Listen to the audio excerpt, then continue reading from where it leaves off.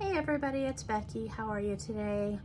Just coming in to do a bit of a whip and chat and give you an update on a Dreamy Retreat. So I've got my first row done on the left side of the canvas, and it's time to get us ready to start working the second row. I am going to go ahead and put release papers down to the area that I'm not going to have covered with the clear plastic that I still have on here. So I have my release papers here, and for those of you who have never used release papers, these are the ones that I have. They are from Amazon, and it's a pack of 100 double-sided release papers. They work really well. They're super soft and come right up.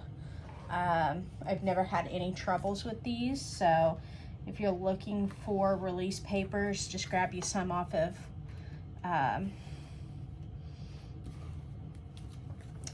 Amazon for just a few dollars, and you'll be just fine with those.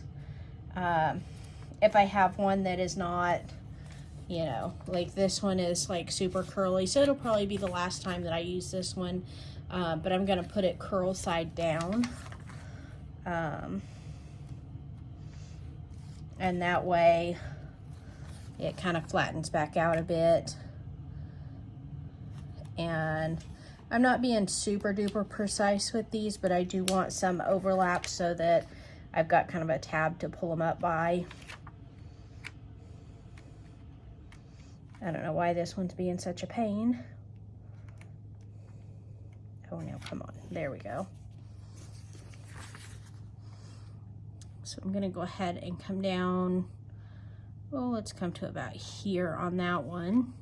And what I'm doing is I'm actually using the grid lines on the diamond painting to line up where I want that to be. And then whenever I'm there, what I'll do next is I'll take another row of papers and just lay across here. So I'll go about 2 wide, and then that way I'm not using just a ton of release papers. Get a few more out here. Let's see here. I'm gonna readjust a couple further down off camera here.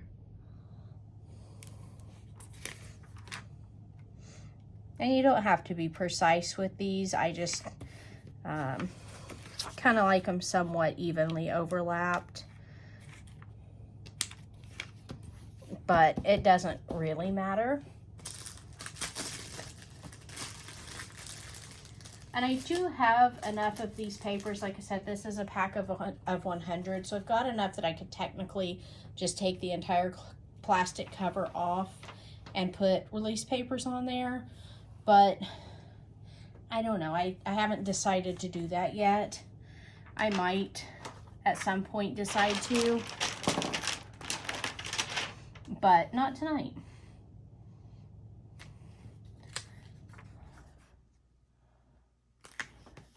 So like I said, I'm just prepping a second row over so that whenever I peel back my area that I'm working on, I don't have to worry about any exposed glue from where the plastic is not covering.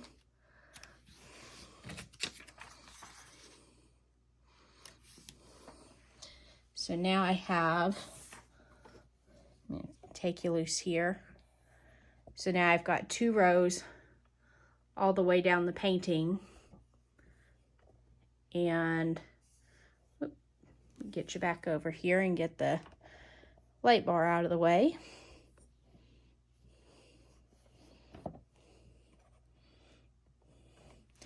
So now I can pull my clear plastic back over this area. And if let's say I've got enough of this area done that there's no sticky area left to hold the release paper back down on, I can still pull the clear plastic cover back over it and I'm good. So There we are, prepped and ready to go for another row. And I do have a cover minder here with a little dragonfly. Find its magnet under here. I do like to keep the clear plastic back somewhat and kind of somewhat tame. So I'm going to go ahead and start working this area with you guys. It is a lot of brown, so it's not anything like super entertaining. But these papers are, sorry, my light just went out. I'm going to have to get myself a new light soon because this one keeps going out. These are 4 inches by 6 inches, so that kind of gives you an idea of the surface area that I'm working on. And put my release papers back away. And I'm going to get myself set up and situated where I can start painting here. Give me just a second. And sorry, I don't have the fancy schmancy capability of pausing you guys like some people do. So you just get to put up with me moving about. So one of the things on this canvas that I am trying to decide on is what I feel, you know, how I feel difference-wise on the quality of Diamond Art Club versus Craftably. And really so far, I haven't noticed a huge difference. I feel like the drill quality honestly is about the same. I haven't noticed a huge difference. I do still have a good bit of trash, and I'm very, very picky about my diamonds. All of these have, like, to some extent, at least a little bit of a pinhole in them. Some of them have, trying to find where my camera is here. There we go. That one you can see a huge pit in it. So, you know, it's nothing that you can really avoid, I don't think, in diamond paintings.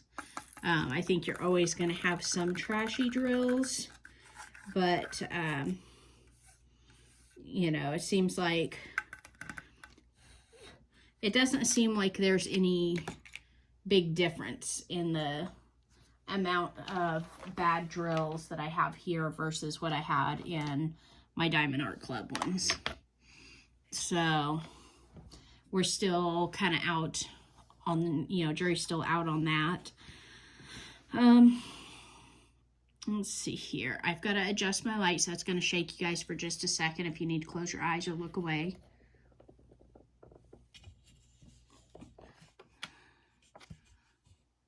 Believe it or not, I do actually need to be able to see. Okay, that's still not great, but it is what it is. So this week has had some interesting weather around the country, I've heard. I know that here in Oklahoma, the part of Oklahoma that I'm in, we got a tiny bit of snow this morning or overnight. And I say a tiny bit, I mean a tiny bit. It's already melted away. And so our weather is supposed to be pretty cold the next several days. And so we'll just kind of have to stay in, stay warm. We are stocked up on groceries. We went to the grocery store tonight just to make sure that we had those, you know, odd little bits and pieces. And I wanted to try a recipe that I've been seeing on Facebook and TikTok a lot. It's one that I know it's been around for forever, but I've never actually made it myself. It's a hash brown and sausage casserole type thing. It's supposed to be cooked in the crock pot, but I'm not a crock potter. So That one has a little pinhole in it. We're gonna take it off. Again, I'm being really super picky about these drills. If they have even the tiniest little pinhole, I'm taking them out. So I will just plan to cook this little concoction low and slow on a pot on the stove, or I can put it in a dish and bake it in the oven.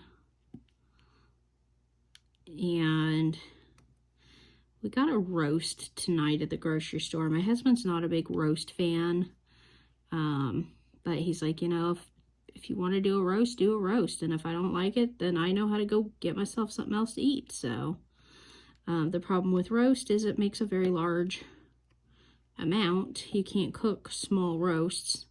I got the smallest one they had at the store, and it was still, you know, probably, you know, 5 or 6 servings at least, and neither one of us are very good at eating leftovers.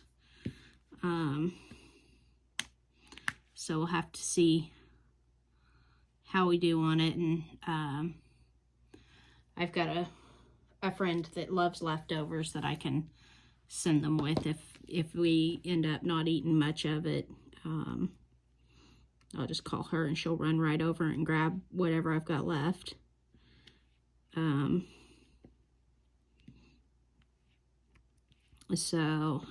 I also saw today on TikTok that Gatlinburg, Tennessee has like a major flood going on. One of my coworkers has a family member in Panama City, Florida. I believe it's in Florida. She just said Panama City, and I'm pretty sure if I remember my geography correctly, that's in Florida. Anyways, they experienced a tornado today. She said that there's a lot of damage, but her cousin and her family are safe. So we're all happy that her family member is safe. But definitely keep the Panama City area in mind.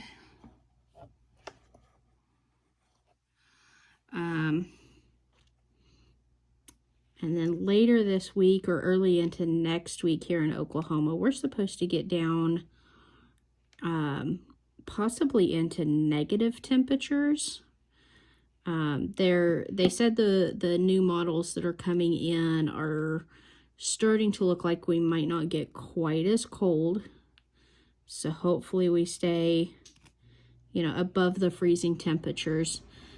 We do have a lot of people here in our town that are unhoused. We don't have like an official like homeless shelter, but there are several groups here in town that try their best to help with whatever the homeless need. And so we have a temporary shelter of sorts to get them out of the elements for now. A friend of mine and some of her other friends are working on getting together a nonprofit to be able to offer more help to the unhoused. She said that there was one day she was at a city council meeting or something, and she said there's this older gentleman, probably at least in his 50s. He certainly wasn't a young man. He got up and spoke in front of the council because they were discussing at this meeting what can be done to help the folks who, you know, need shelter, and, you know, what can we do as a town to be able to help them. And this gentleman got up in front of the council and he said, you know, I've made a lot of mistakes in my life. I didn't finish high school. I, you know, spent a lot of time in jail. And he said, you know, the thing that would help me the most long term, he said, I don't read very well. And to have somebody that could help me learn to read better would be a huge help. And so my friend who has her degree in education, mostly early childhood stuff, where you're, the age range where you're learning to read, is where she specializes. And so she got together with the gentleman and said, hey, I have a background in teaching and I love to read, and I would love to help you improve your reading skills. So the two of them are planning on getting together to start working on his reading skills and helping him to improve his ability to read, which he feels will give him, a hand up when he goes to fill out things like job applications or, any type of court documents that he needs to read and things like that.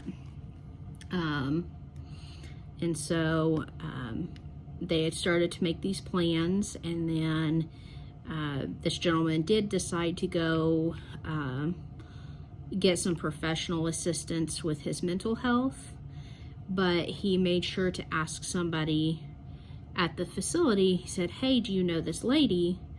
And they went, yeah, we know who she is. And they said, he went and was like, well, can you get in contact with her and just let her know that I'm here and have some things to work through first, and then as soon as I'm done here, I still want to, work on my reading. I just didn't want her to think that I've, given up on that, or that I was, blowing smoke or anything. And so, they got in contact with her, and she was like, just whenever he's ready, all he's got to do is let me know, and, we'll set up a schedule for him. And so I absolutely love that she has such a helping heart. It's just in her nature to take care of people. And so it's one of the things that I absolutely love about her.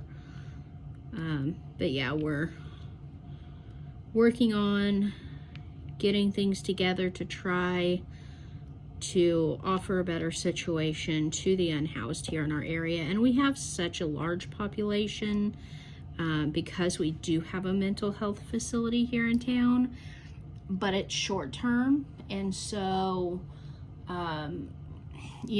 they do like a medical stabilization and kind of get, some basic medication sorted out, but they don't do anything long term. And so, and a lot of people, will leave against medical advice, even though it's not designed to be a long-term program.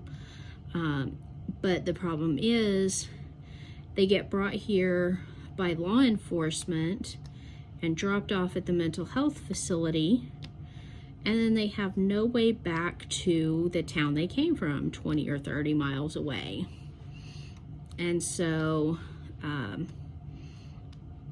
they get here and they're just stuck because, law enforcement from another town goes, oh, we'll take them to this facility and we'll just drop them off there. Well, great in the moment, but, who's coming back to get these folks and getting them back to the home area that they actually know? So I think that's something else that a group of people in town is working on, trying to figure out, like what the best way to help people back to where they came from if they choose to go back. So that's something else that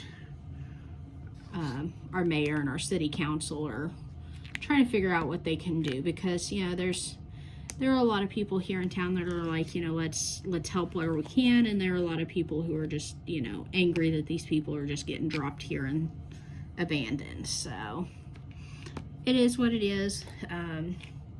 What can you do? We've got to get programs in place, and we've got a lot of people working on it, so hopefully soon we have a reasonable solution to that little problem. I think I just went on a little rabbit trail. I don't know what I was talking about otherwise. Let's see here. For those of you who follow Lazy Retired Granny, I'm sure you've seen her most recent product review video. Looks like she got some nifty little gadgets from a PR package. She got a drill washer and a lighted magnifying glass. And I believe the other item she got was a new cover minder. So if you've not looked at that PR video from her yet, go take a look. I think that the items that she got will be very helpful for her. And I'm sure over the next several days or so, as she uses these new items more and more, she'll let us know, you know, what the rest of the story for them is. She's definitely excited to get them in her initial reaction video. But of course, only time will tell if they work out the way she had hoped. So be sure to watch that. And she's getting very close to done with another small painting that her and Tita have been working on together. She's got a lot of big plans for this year. Lots of projects that she's going to be working on in tandem with other people, other diamond painters, and of course she loves to keep us up to date on what's going on with, you know, sales at Hobby Lobby when she keeps up with them, and what sales she's found online and things like that. So definitely check out Lazy Retired Granny. She's also working on a Dreamy Retreat, but she started at the opposite side of the canvas. So I'm on the left side and she's on the right side. So if you want to see where I'm going to end up in the next several weeks, definitely go see her and see where she's at.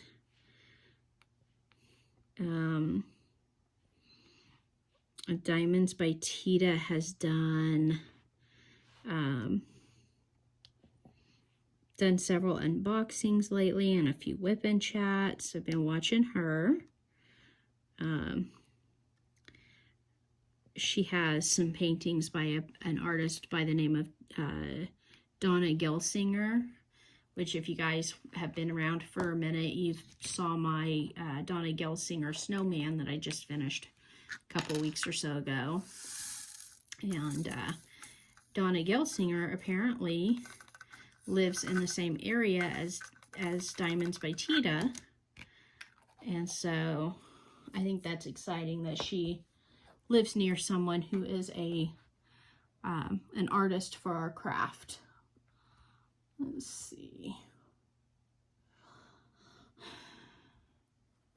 There it is. So with the way I'm set up on my suitcase this go round, normally I go through and I organize my stickers into rows that are sorted by number symbols, letter symbols, mathematics symbols, I don't know what this is symbols, that kind of stuff. So I kind of sort them out, but I decided this time around, I have no idea where I'm at now. Hopefully all that's been recording, but apparently my cell phone battery is dying. Get you plugged in here. So hopefully I haven't been rattling on to myself there. Anyways, this go around, because I am using these little guys that are in stacks of 4 and I can't reorganize those, I figured it'd be easier just to kind of keep everything in order this go around. But I am having to like actually work out where all of my particular colors are.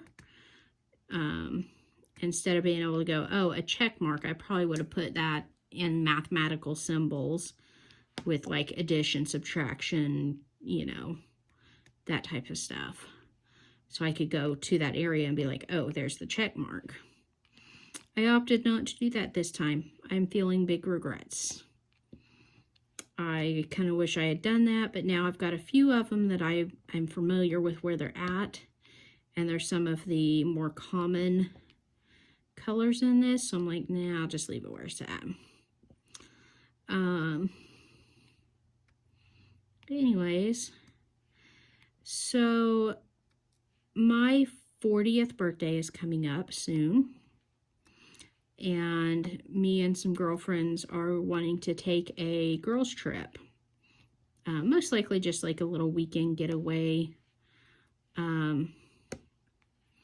But we don't know where we want to go. I mentioned this to the girls the other day, and they're like, well, when are we going? Where are we going? What are we doing? I'm like, I literally just thought of this right before I typed it, so I've got no plans. So, to kind of give you a point of reference, I'm near Tulsa, Oklahoma. Not in Tulsa, but near it. So we want to stay probably no more than about a 5 or 6 hour drive. Maybe a little more if we decide to do like, 4 days instead, so that we can do a, couple of days drive. But take a look at the map, see where Tulsa is, and see within about a 600-mile radius, if you were to do a road trip within 600 miles of Tulsa, where would you go? I'm interested to know where you would go. Because, of course, I feel like I've been everywhere around here. It's not unusual to go, down to Dallas, up to Kansas. I've been to Kansas City a couple of times. It's not like a frequent flyer kind of thing, but that is an option, I guess. There's a lot to do up there, so that could be a thing. But yeah, I'm interested to see what other people think a good trip within about a 600-mile radius of Tulsa, Oklahoma is. I will be watching for your comments to come through. And then otherwise, I'm sure my husband's going to want to know, like, what kind of cake do you want for your birthday? I don't know what kind of cake I want for my birthday. I don't really have a favorite cake. I'm not super picky about cake, but I'm not like, oh my God, I have to have cake. So what is your favorite cake or dessert in general? What's your favorite dessert to have for your birthday celebration? So yeah, as I'm working towards planning that birthday party, I typically celebrate the entire month, so, and it sounds like, based on what timing my girlfriends have available or already blocked off on their own calendars, there's the last weekend of the month sounds like it's already out. So, but we also have to be weather aware because we've got some weird weather going on right now. But yeah, that is, I think, all I've got to chit chat about today. I'm going to let you guys go. You'll have a great night, great day, whatever time of day it is for you. Let me know how you're doing down in the comments, and I will talk to you guys later. Bye-bye.